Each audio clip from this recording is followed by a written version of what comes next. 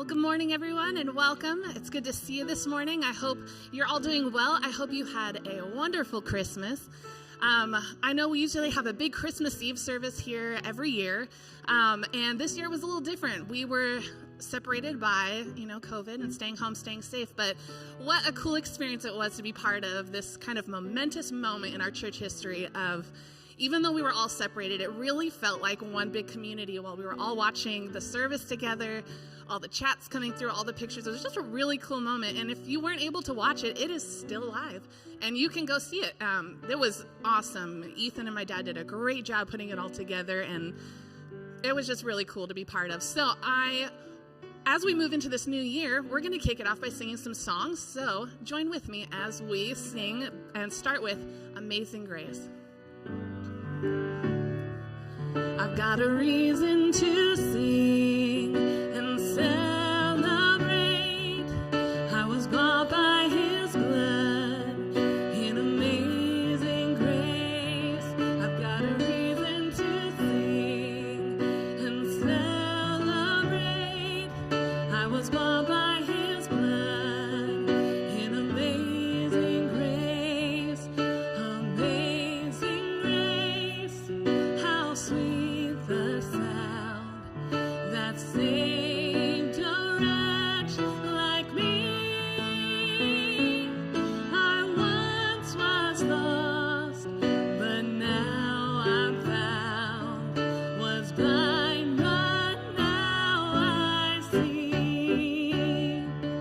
'Twas grace that taught my heart to fear, and grace my fears relieved. How precious did that grace appear, the hour I first believed. I've got a reason to sing and celebrate. I was bought by his blood in amazing grace. I've got a reason to sing and celebrate. I was bought by his blood in amazing grace. The Lord has promised good to me. His word my hope secured. He will my shield and portion be, as long as life endures. Through many dangers, toils, and snares, I have already come. This grace has brought me safe thus far, and grace will lead me home. I've got a reason to sing and celebrate. I was bought by his blood in amazing grace. I've got a reason to sing and celebrate. I was bought by his blood in amazing grace. When we've been there 10,000 years, bright shining as the sun, we've no less days to sing God's praise than when we first began.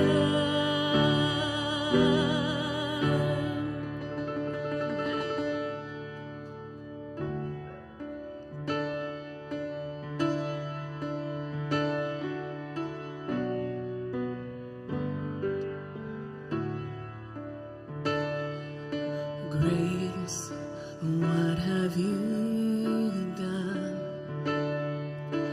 You murdered for me on that cross. Accused in absence of wrong, my sin washed away in your blood. Too much to make sense of it all. I know that your love breaks my fall. The scandal of grace, you died in my place, so my soul will live. Oh, to be like you, I give all I have just to know you. Jesus, there's no one beside you. Forever the hope in my heart.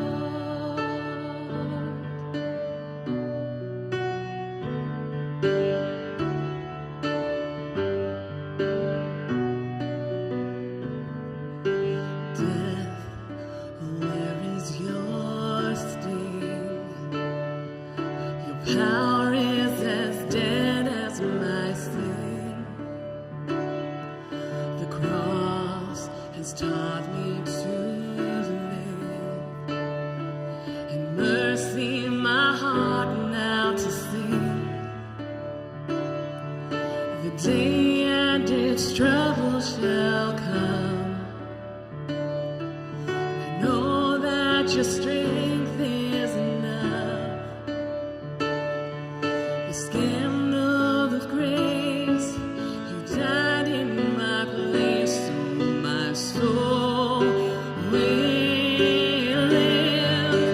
Oh, to be like you, I give all I have just to know you. Jesus, there's no one beside you. Forever the hope in my heart.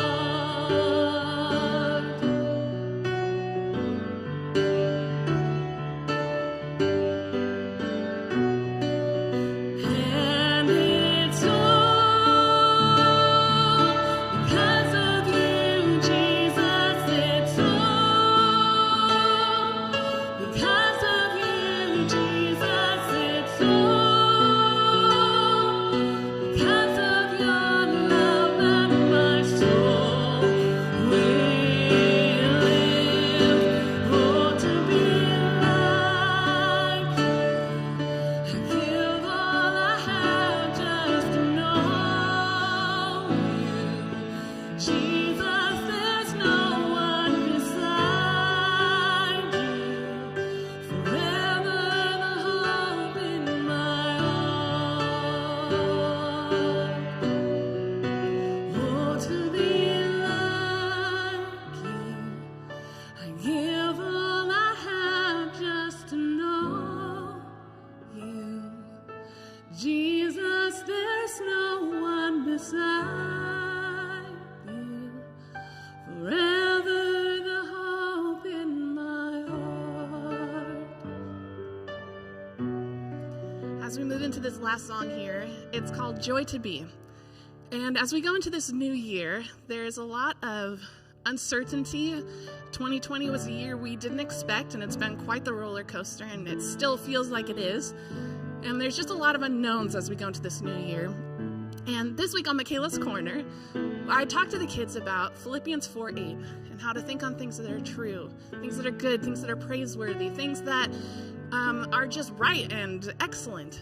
And God is all of those things. When we struggle to find those things in life, when we're feeling anxious and we're struggling to find things that are true, struggling to find things that are right and good and pure, remember that God is all of those things. So if nothing else, there's always God. And God can give us that joy. When we're feeling anxious, when we're feeling down, there's always a joy that we can find in the Lord. And sometimes it's unexplainable. I feel like in these Advent series that I've been going through with the kids as well, there's joy isn't like happiness. Like happiness is a feeling that we get and it goes and it comes and goes, where joy is something that is more than just a feeling. And when it comes from the Lord, it is full and strong, and it can fill us up and give us a peace and an understanding. And so as we sing this next song, I hope that it just encourages you as we go into this new year of unknown, that there's still things to be joyful for, and if nothing else, we have God.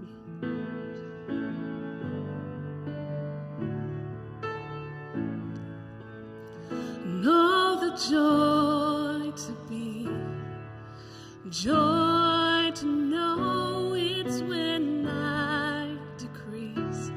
You fill up my soul, what a joy to see. Joy to hold, it's when you increase. I want nothing more.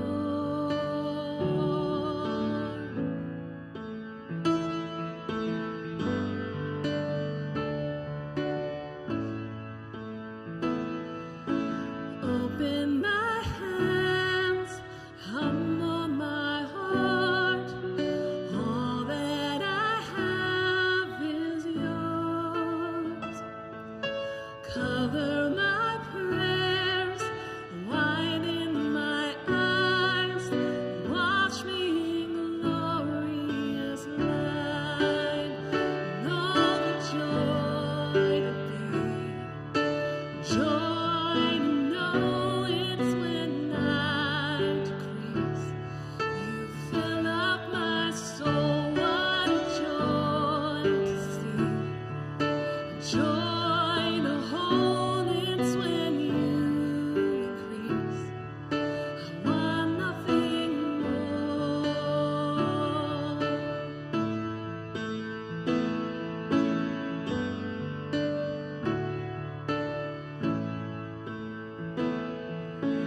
Hasten my ears, right on my tongue. Focus my heart to hear. Settle my pace, purge me of pride. Again and again you provide. Know the joy to be, joy to know it's when I decrease. You fill up my soul, what a joy to see. Joy to hold, it's when you increase. I want nothing more.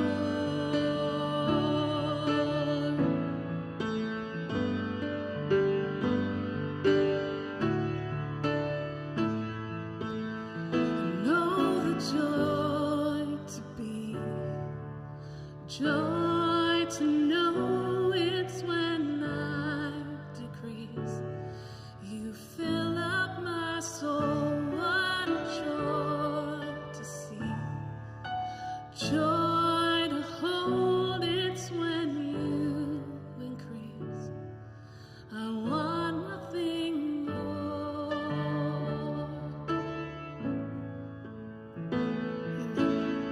God, I just thank you for this time that we have to be able to gather together. Even though we're not together in person, I just thank you that we have the opportunity and the ability to gather across kind of the country here. I know that there's some here in Washington, but there's some from different states, and what a cool thing that is. And we can find joy in those moments. But God, as we just move into this new year, I just pray that you will help us to find joy in the small things. Help us to look to you when we're feeling anxious, and to just know that in the end, it'll all be okay because you are God and you are in control. And with that, I just thank you for today, and I just want to bless everyone who is watching, and I pray that you will just be over Ethan as he brings us the word this morning. In your name I pray, amen. Well, thank you again for joining us. We're going to take a quick break, but while we do, now is the time for you to give offering, and we have a couple different ways you can do that. You can do that via our website. You can do it on the app. I'm sure there's other ways online you can do it, and then you can also mail it in. So whatever's easiest for you, but don't go anywhere. We'll be right back.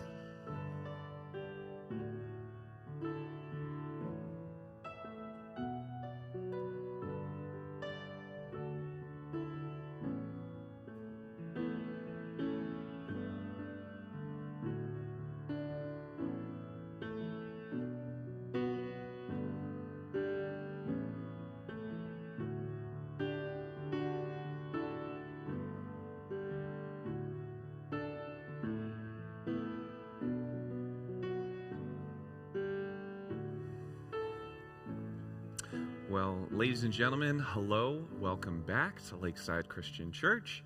I'm Ethan. I am the youth and worship director here at Lakeside Christian Church, and this morning it is also my privilege to be speaking from God's Word. And you might be wondering, where is Pastor Vince? Well, if you don't know, this coming week is actually Pastor Vince and his lovely wife Janice's anniversary. So make sure to throw a happy anniversary in the chat for old Pastor Vince and the lovely Janice. That's coming up this week, so we wanted to give Pastor Vince the week off. It's been a busy month with Christmas leading up to here, so today, like I said, I get the privilege and honor of speaking to everybody on what is the last Sunday of 2020. The last Sunday of 2020. We're in it. This is it. Take a look around. This is the last time it'll be Sunday in the year of 2020. Kind of a big deal. And this time of the year is interesting. We were actually just joking before the service started with kind of the skeleton crew of people here running things. We were joking about how this is often called like the forgotten week. Between Christmas last week and then New Year's Eve coming up this week, this time in between the two kind of gets lost in the hustle and bustle. But I will tell you this, that this lost and sometimes forgotten week does have a special place in my heart, because this is almost a yearly tradition for me of this time between Christmas and New Year's of what I call the purge. And I'm not talking about the movies, The Purge. I'm talking about when I go into my room and I come in with my new Christmas things. And actually, if you don't know this about me too, my birthday falls in this special time between Christmas and New Year's.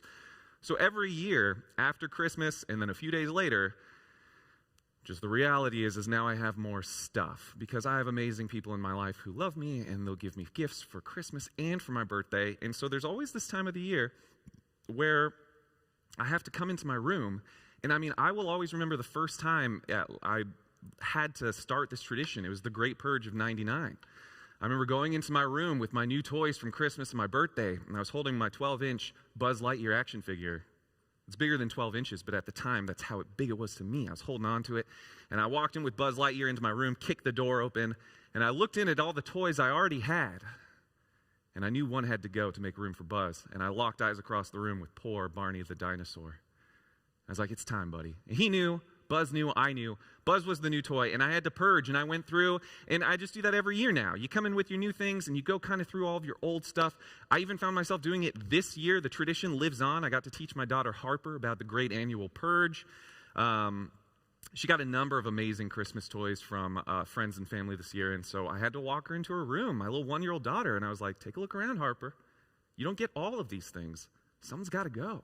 And she looked at me, and she's like, Daddy, no. But Daddy, yes. Some of those things do got to go. And it was really easy for Harper, because if you've had a 1-year-old before, when you get them toys at that age, they're not really interested. So it was very easy to get rid of most of Harper's stuff, since it was literally garbage, because all she wanted was shiny stuff to play with. So it was very easy to go through her old stuff and make room for the new. And I got to teach her this tradition. And we went through, we let some stuff go to the trash, some things go into Value Village or St. Vincent de Paul, but ultimately making room for the new stuff. And I have found in life that process of like cleaning out, not like cleaning off a table or anything like that, but the process of cleaning out, this kind of purging, decluttering, is it can kind of be relegated to a chore, but it feels really good to do. And I can almost guarantee that everybody watching knows exactly what I'm talking about. Because if you've ever gone through the painstaking process of clearing out your pantry and reorganizing and putting it back together, if you've had to, maybe your office desk, you clean out your drawers and get rid of the junk, and you put the stuff only that you need back in place. If you've ever organized your tools and your workbench, and yesterday you came in and it was a chaotic, hectic mess, but then today you come in and it's clean, you know where everything is. It is such a good feeling. It just feels good. It's like a cathartic experience to purge all of this stuff and get it out, get rid of the old, bring in the new. And in fact, it's such a cathartic experience. And the reason that I say I think we would all agree is because it's such a shared common feeling that it has turned into syndicated television. I'm talking about Hoarders, ladies and gentlemen. I'm talking about Flip This House. I'm talking about organize my life. It's such a good feeling to watch stuff go from like messy and disarrayed and chaotic, to watch that stuff go from that to then clean and organized and fresh and new, and you can breathe. And it's such a good feeling that we watch it on TV all the time, because if we've already cleaned our house, you got to chase that feeling. So I'm going to watch some hoarder get their house cleaned out. I didn't even know that it was possible to live in a house where there was a dead cat under a pile of stuff. But once they cleaned it out, and then the people came back into their house and they smelled it, and they were like, oh my gosh, my house is so clean. I was feeling that with them. And I was like, man, that's a good feeling. And nobody has capitalized on this feeling more. This cathartic feeling of purging and cleaning out and tidying up and organizing. Nobody has really brought that home more than my girl, Marie Kondo. Come on, Marie Kondo, ladies and gentlemen. If you know Marie Kondo, you know. And I really shouldn't call her my girl. That's kind of misleading, because one, I don't know her. So there's that. And two, to be fair, I've never actually watched any of her stuff or read any of her books. But I know her because when her show came out on Netflix, it was the hottest scuttlebutt around the water cooler at the office I worked at the time. Everybody in my office was talking about Marie Kondo, and everybody was like, I got to Marie Kondo my desk. Well, this weekend I'm going to Marie Kondo my garage. And I was like, haha, I'm going to Marie Kondo my dog. What are we talking about? And they were like, no, Ethan, Marie Kondo. She's this amazing Japanese. She's an organizational artist. She's breaking the bounds on what is cleaning. You thought cleaning was Clorox? Bro, it's Marie Kondo. That's what I learned. And Marie Kondo is amazing. She is incredibly influential, and she has taken organizing and cleaning and turned it into really what is an art form. She's like the true professional at it. And if you know Marie Kondo, you know that she has this kind of she's got this kind of, I don't know if I'd call it a motto or a mantra, but she has this phrase she uses to really help people declutter and get rid of things. Because if you're like me, everything in your house has some kind of meaning. Very rarely do I have something where I'm like, where'd that come from? Everything either was a gift from somebody, or somebody let me borrow it and now it's been 10 years and I don't know what to do with it. We have all of these things, but Marie Kondo, she cuts right through it. And she has this method. It's 2 words. And some of you are already shouting them at the screen. Say it with me now. Spark joy. Marie Kondo, she has this method called Spark Joy. She wrote a book about it. Best-selling book, too. Millions of copies sold. I'm not a representative for Marie Kondo. This is context here. Spark joy. I watched a little YouTube video about her kind of describing spark joy, because I had my coworkers explain it to me, but Marie Kondo really does it best explaining herself. So I would recommend checking it out, but I will give you kind of a rough explanation of her method of spark joy. So when you have a house that's cluttered and things that are full, what Marie Kondo says to do is you grab an item. I'm not going to use a Bible because that would be heretical. So say you have an old jacket around the house, and you're like, well, this is my favorite jacket. I can't get rid of this jacket. Well, Ethan, when's the last time you wore it? 2 years ago, but it's such a good jacket. Well, Marie Kondo would say, take this jacket, bring it close to you, breathe it in, align with its energy. It's getting a little weird, but this is how you do it. And then Marie Kondo would say, as you kind of take it in, and you're feeling the memories, you're smelling it, it's all coming back to you, you will have this feeling, this spark, if you will. And she kind of says it's going to go like this. You'll either feel it, and inside your body you will feel, or you will feel, and those are not my sound effects. Those are Marie Kondo sound effects. The or and pretty self-explanatory, right? When you're holding on to it, if you feel the little kink, that is the spark of joy. That means that there's something about this item that gives me joy, and it might be worth considering hanging on to it. Now, if I bring it in and it's, forget it. Not even worth considering. Let it go. And that's where Marie Kondo would say, these are all the things that you have. None of these things are sparking joy in your life anymore. Let them go. In fact, when something stops sparking joy, it becomes more of a stress. It becomes something stuck in your house that's stressing you out, and it's giving you anxiety. So let these things go if they don't spark joy. And I just found that whole concept to be, one, incredibly beautifully simple. It makes perfect sense when you're cleaning out your closet and you have all these things You got that t-shirt that somebody gave you from years ago related to a band that you don't really listen to anymore, or from a movie that you haven't seen, and you're like, what do I do with this? Well, does it spark joy? No, let it go. Easy peasy, done. And okay, this is all a very interesting conversation to be having on the last Sunday of the month, or should I say the last Sunday of the year. But the reason I'm kind of like getting into all of this Marie Kondo lore is to help you understand kind of where I am as we come to the end of the year. And I think I might not be alone in this feeling, because as I have come to the end of the year 2020 and I'm looking to 2021, this would usually be the time of the year where I would say, hey, let's get the paper out and let's start putting some resolutions down. What do I want to do in 2021? Skydive? All right. Build out my 401k? Sure. Visit France? Yeah. Put all those things in. Sure. Great resolutions. I'm going to lose weight this year too. All these amazing things you can slide in for 2021. But, oh boy, if there's anything I learned from the year 2020 is it's really the old adage, man makes plans and God laughs. It's tough to plan for what the year is going to look like when we don't know what the year is going to look like. And so I know resolutions aren't like supposed to be plans per se, but I have kind of dumb brain sometimes, and they turn into just plans that I want to do for the following year. So instead, I decided to rethink how I'm going to look at 2021. And instead of resolutions, I'm doing some reflections. And I'm looking back on the year 2020. And I'm using my pal Marie Kondo's method. And I found myself just kind of naturally doing this. I said, you know what, Ethan, let's reflect on the year of 2020. It's that time of thinking how everything went. And I said, let's go through the year, Ethan, and let's see what sparks joy. What are some events, maybe some memories, some things about 2020? Maybe just, they don't even have to be specific events, maybe just like overall concepts from the year that have sparked joy. And there were quite a few things in 2020 that I felt sparked joy in my life. First of all, I'll give a big shout out to my amazing wife, Grace, and my lovely tiny little baby, Harper.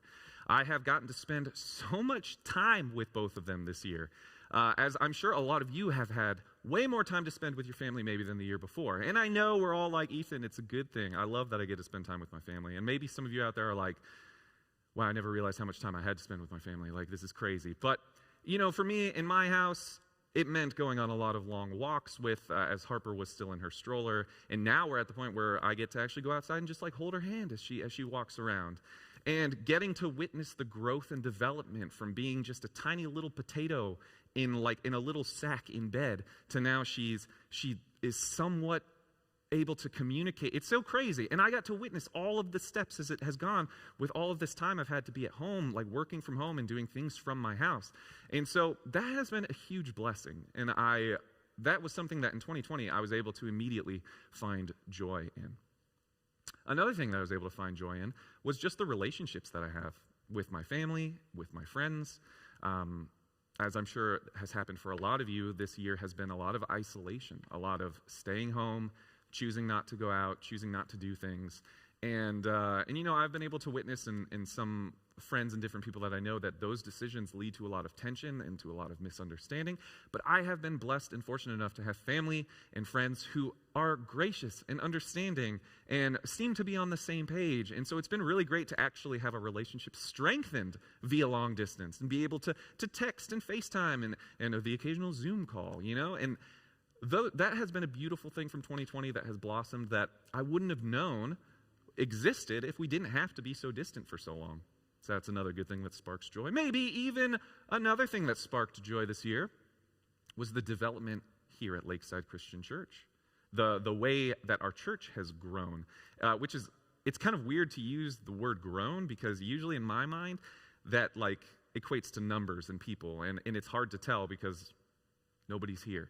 And you would be like, well, it doesn't feel like it's grown. But man, you guys know when I say grown, I'm not talking about numbers. I'm not just talking about the size of our church. I'm talking about our church has grown.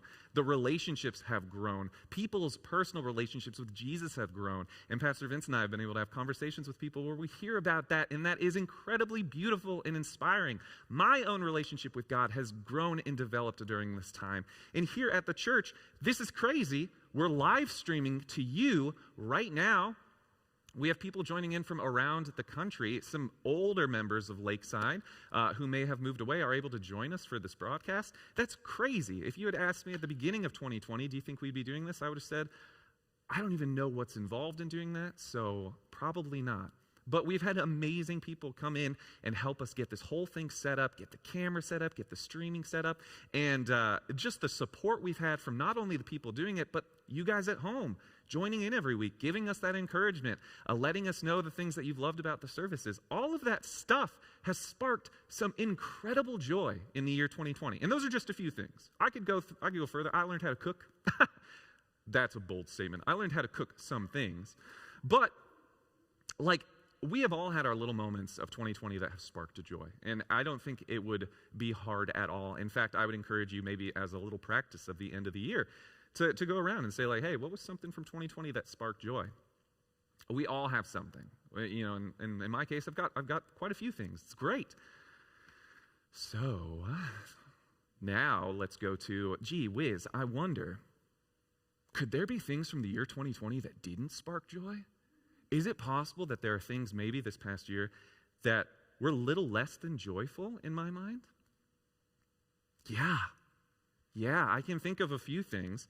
And this whole year, just to give you a little peek behind the curtain of what's going on in Ethan's mind, this whole year has been incredibly different for me than any year of my existence. Very meta, I know, it's getting existential, but this is what I've been dealing with in the year 2020, because up to 2019, I know a lot of you know me at church. I'm social. Hey, I like to have a conversation. I like to shake a hand. I'll give a hug. But I'm not super active online. I'm not a big social media person. I'm not even a big go on the internet and look at things person, unless they're funny memes and stuff like that. That's all good. But I've never been one to really follow the news. I kind of always fell into that whole I don't really know what's going on out there. I'll just keep doing my life and what's going on. But as we've all been trapped at home, some of you might relate with me in this, I feel like I have been more plugged into what's going on in the country and around the world than I ever have in my life, and it has been an overwhelming year. It has been an emotional year. It has been, let's just say, it has been a crazy year. If you watched our Christmas Eve video, shout out to Candace Carr, that was her opening line of the video. We all know 2020 has been a crazy year, and that is a understatement. 2020 has been wild. And in fact, as I started going back in my mind, doing my little 2020 reflection and thinking about just the events that took place this year, not even the personal little things that I have dealt with throughout this year, but just the large-scale events that have some way impacted me, whether it be emotionally, whether it be genuinely impacted my life. There were huge ones that I forgot even happened this year because so much has happened this year. There were things that I was oh my goodness, yeah, I thought that was 2018. Nope, that happened in March, and it's crazy. So let's just go through a few of the things that have happened this year that may have not exactly sparked joy. Well, let's see. We just finished a crazy, divisive, dare I say, toxic election cycle that has drawn severely sharp lines of division in some people's households, have drawn these lines of division between friendships, have drawn lines of division between coworkers, have added a level of tension to just societal interactions that I have never experienced before. I thought 2016 was an intense year for an election. 2020 came in and said, yeah, get ready for this. It was insane. On top of that, we had what was, in my lifetime, the largest confrontation of systemic racial injustice. Not only in the United States was it huge, and have we seen protests that are still continuing to this day, we saw protests happen around the world. And they were in response to events that have happened this year that I felt like I should have been reading about in textbooks from 100 years ago. We saw incredible things happen in the year 2020.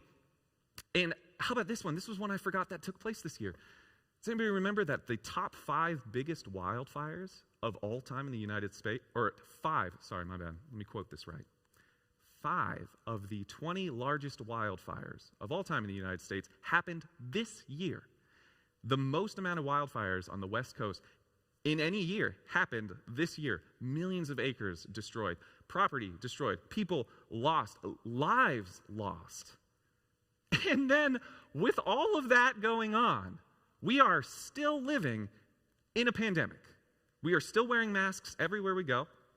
We are still limiting our social interactions. This holiday season was, for some people, the most emotionally draining holiday, as you've had to do Thanksgiving dinner over Zoom, and then a month later, visiting with family over Zoom, or visiting from far distances, or just dropping off presents. This pandemic has completely, fundamentally altered the way we view social interaction. It has made me realize that social interaction is such a key part of my life, and when that is taken away from my life, you may have found yourself in the boat of me going like, what is my life? What do we do? What is this? And yes, Zoom, for the first few months was kind of exciting. And then, for the first few months after that, it was the trend to bash on Zoom. And then that trend went, and now we're still using Zoom. It just feels like it's like 2020 has just nonstop dumped things. And when I get into my Marie Kondo mode, and I'm like, okay, well, what sparked joy this year, Ethan? And I'm writing my cute list, and I'm like, Harper. Then on the other side of the list, where I'm like, what didn't spark joy? I find myself writing these hugely consequential things that have an impact that are much greater than just my own life, but are impacting people all around. And I couldn't help but kind of come to the conclusion that there seemed to be a running theme in the year 2020. And sadly, the theme that jumped out the most to me was the theme of loss. Across the board, so much lost in the year of 2020. There has been so much grieving, so much mourning, and when you're mourning one thing, you don't even get time to finish properly mourning, because then you got another thing to grieve, what feels like just not even a month later.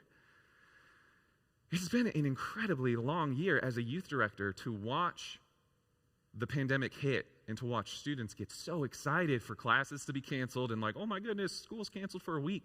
And then it was a month, and then it was to the end of the year. And then it was, wait a minute, does that mean we don't get to have graduation for a number? And I can't even say a number. I mean, literally the entire senior class of not just the United States, but around the world missed out on what was supposed to be one of the biggest moments of their life. Graduation looked very different for so many people. First year of college looked so different, way different than people's expectations. And I know where, you can stop me and say, well, Ethan, there was this and there was this. Yeah, I'm not trying to bash on how people came up with alternative plans. What I am trying to, though, is get us to recognize that so many people lost a lot. Even if it's just the expectation of what 2020 was supposed to look like, we don't realize how much stock we put in these expectations until we lose them and we take the time to mourn them. But that's just some things that I've gotten to witness firsthand with the students.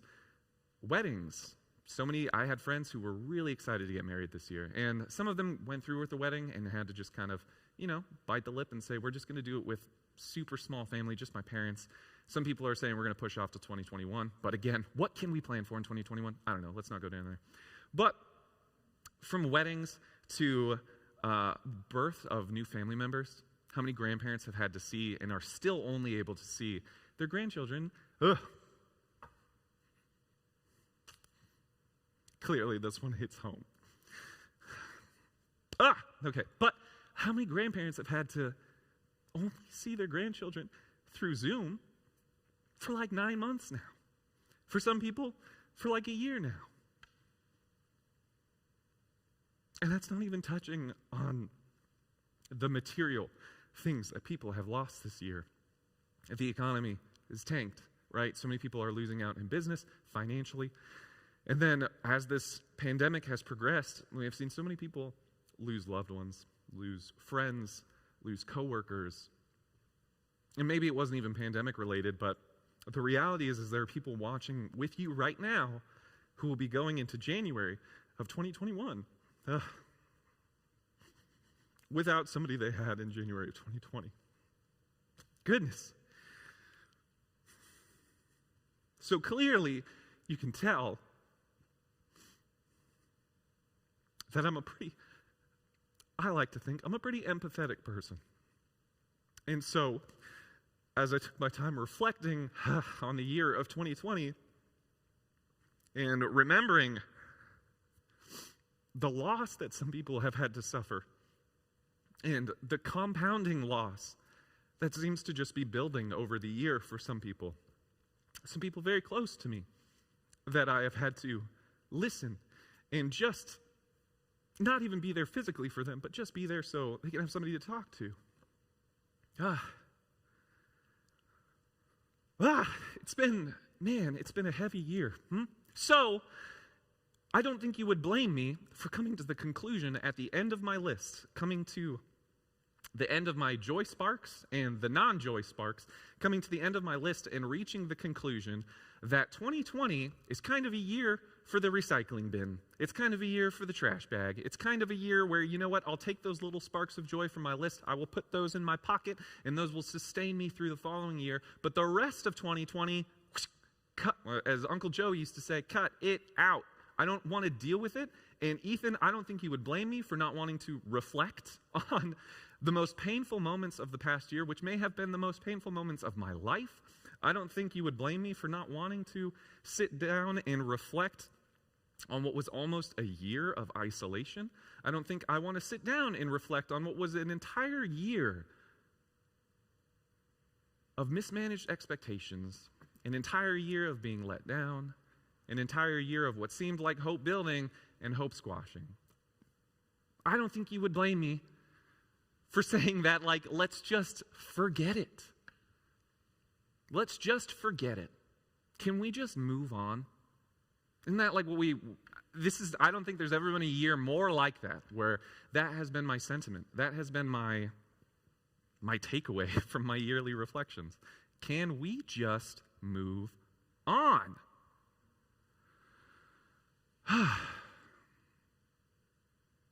A funny thing happens when you grow up in church.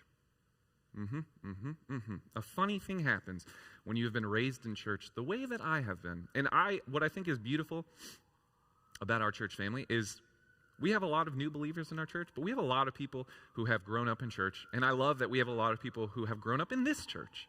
I am one of those people who grew up in this church. I grew up attending the children's ministry programs. I grew up attending the youth ministry programs. And now I'm still growing up attending the adult ministry programs. But something interesting happens when you grow up in church and you spend your time doing things like Awanas. This is a bit of a throwback to some of you in our church history. But when I was a kid, I would spend my Wednesday nights here at the church, bottom floor. We'd play games, we'd eat snacks. But there would always be like a chunk of the night where you'd go into a room with your like age group leaders and you would recite memory verses. And if you were like me, reciting memory verses, what it actually meant was like going into the corner, opening up your Bible, and shotgunning memory verses like funnel cakes at the county fair, trying to get as many into your brain as you can, so then you can go to your leader and recite as many as you can as quickly as possible, so then you get your little badge and you get to move on. And yes, I had many leaders tell me, Ethan, that's not the point of reciting memory verses. And thankfully, they did tell me that, because I took some time in my growing up to actually memorize those verses. And you know what? I don't remember all of them today, but there's something beautiful that happens when, as a kid and as a teen, you memorize Scripture, right? Like it says it in God's Word too. Like if you write God's Word on your heart, He will be there in times of need. And when I came to this conclusion of the year 2020, which I think is like, it's an innocent conclusion. I don't think there was anything malicious in my intent. But when I came to the conclusion of forget 2020, like forget it, not even a hesitation. I will remember the cute things that Harper did. I will remember the sweet, showing of love and affection for my friends and family. But the rest, I will gladly forget. When I reached that conclusion, in my head almost immediately, words popped in. Like, just unprovoked. These words popped into my head, and I knew right when I heard them, I was like, that's a Bible verse, isn't it? And the words that popped into my head were, consider it all joy. I didn't know where that came from. I mean, I knew it came from the Bible, but I was like, I knew I memorized this at some point in either my childhood or in my teenagerdom. Consider it all joy. And so I went and I looked up this verse, right? And this comes from the book of James. And the book of James is some wisdom literature that comes from the New Testament. And when I heard consider it all joy, it was a sharp contrast to what I was feeling. You see, I was feeling pretty upset of how the year went. Not just for me, but just for how just the year went for a lot of people. I was feeling very upset. I was not considering it joy. And I was feeling like, you know what? If I can leave behind the bad parts of 2020, 2021 is going to be a better year. That practically doesn't make sense, but I think you know what I mean, right? Like if I can leave behind all of the stuff that caused like the pain and the frustration, the anxiety, the stress, anything from 2020 that did not spark joy, I can just like forget about it, because then that will make my 2021 feel a whole lot better. But it doesn't work that way. And the reason I can confidently say it doesn't work that way is because God's word speaks to the exact opposite of that kind of thinking. And it comes from this line in James. So I'm going to read it here. This is from James chapter 1. James chapter 1, verses 2 through 4. Consider it all joy, my brothers and sisters, when you meet trials of various kinds, for you know that the testing of your faith produces steadfastness. And let steadfastness have its full effect, that you may be perfect and complete, lacking in nothing. See, I can't tell you what it was in my brain, and, you know, were I a more charismatic person, I would say it was the voice of God coming right to me. But when I reached that conclusion, consider it all joy is what popped right into my head. And I knew right then and there I needed to grab my Bible. I needed to see where that came from. And I needed to read, what am I considering joy? And sure enough, what is it? When you meet trials of various kinds. This is James talking to the early church in times of persecution, in times of the genuine loss of life. And he's telling them to consider it all joy. And here I am in 2020 reading the same words. And I'm being reminded to consider everything from this past year joy. Consider it all joy. Not just the things that I think spark joy, but I have to consider it all joy. How, with the things that I just listed off, that doesn't even cover the personal things that have happened to each and every one of you watching that is different from everybody else who's watching today. We have all had our lives fundamentally changed through this year. How do we consider it all joy? Well, I think there are two ways we need to approach this. And I think they go hand in hand.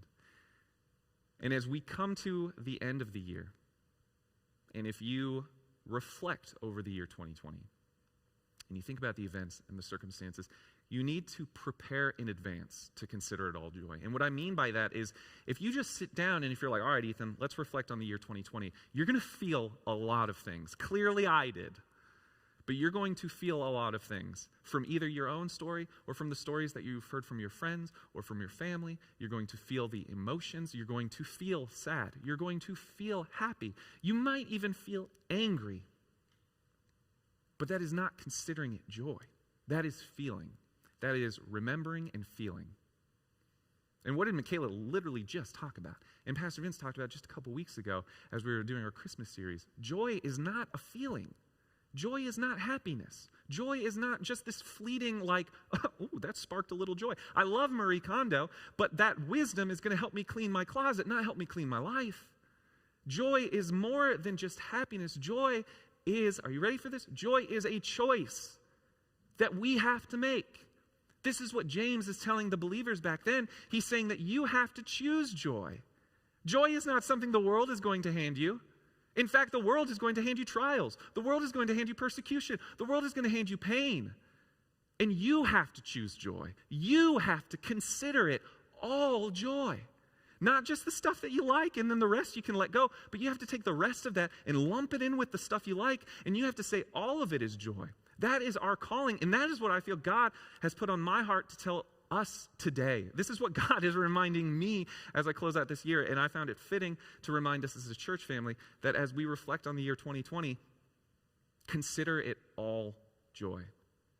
And the way you prepare to consider it all joy is understanding that joy is a choice, and that as you reflect on the year, yeah, you will feel sad, you will feel happy, you will feel angry, you will feel upset, You will feel like things are unfair. You will feel lucky in some some cases.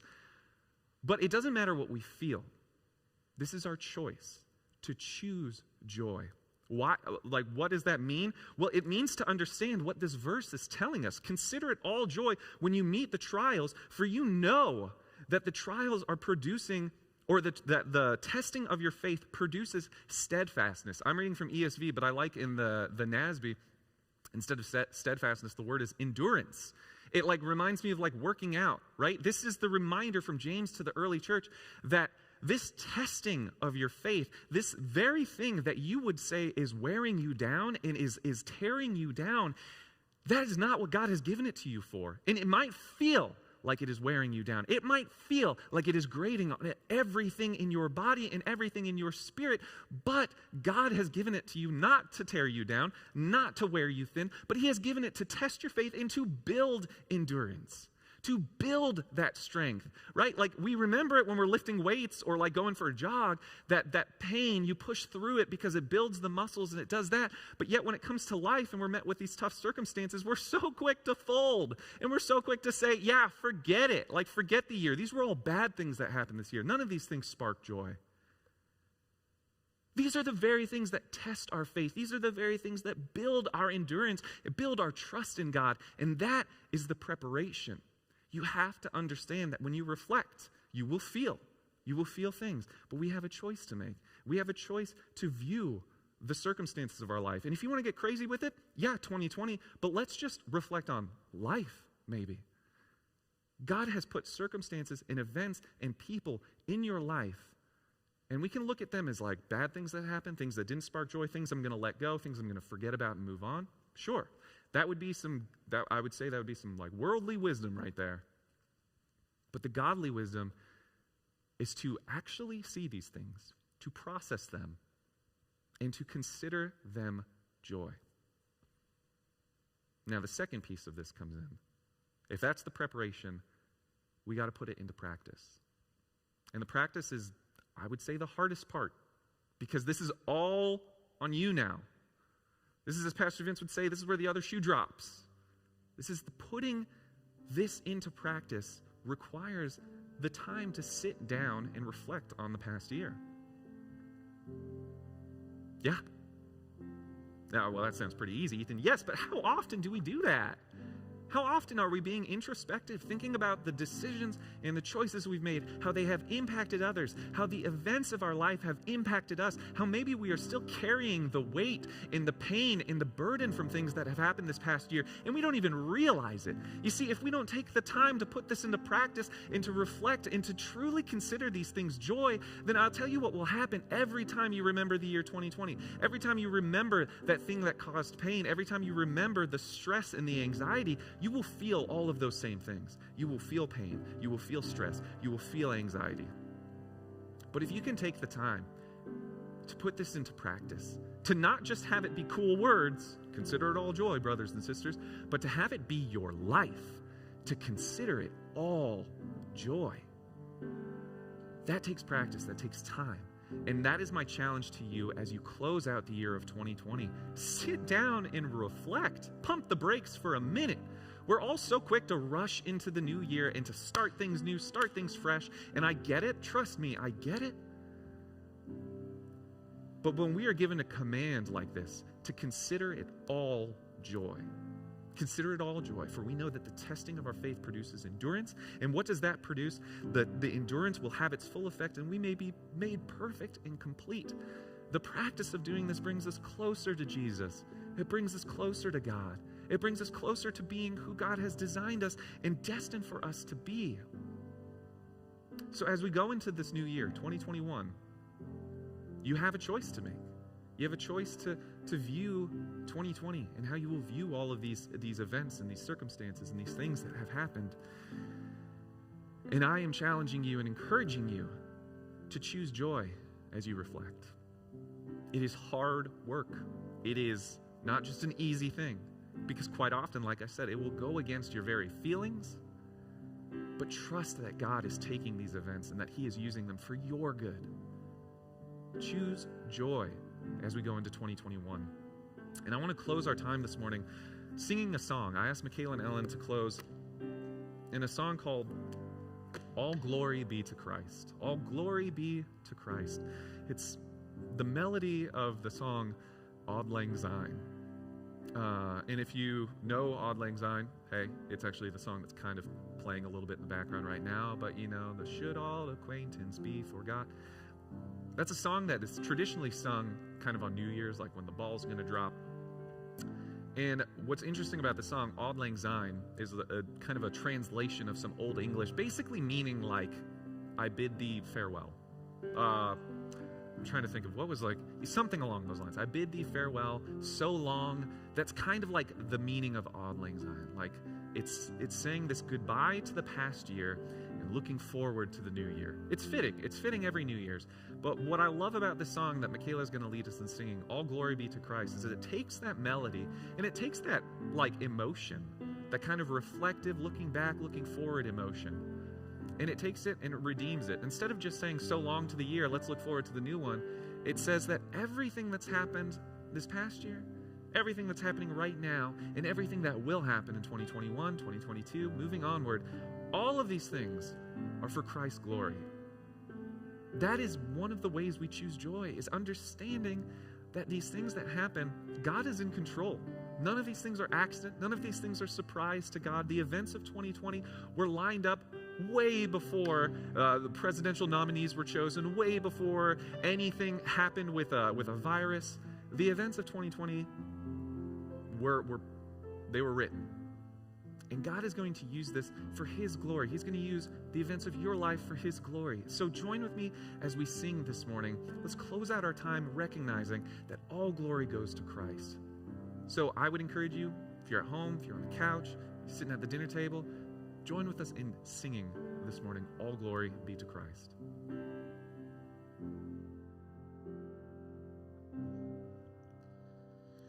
Should nothing of our efforts stand, no legacy survive, unless the Lord does raise the house, in vain its builders strive. Do you boast tomorrow's gain?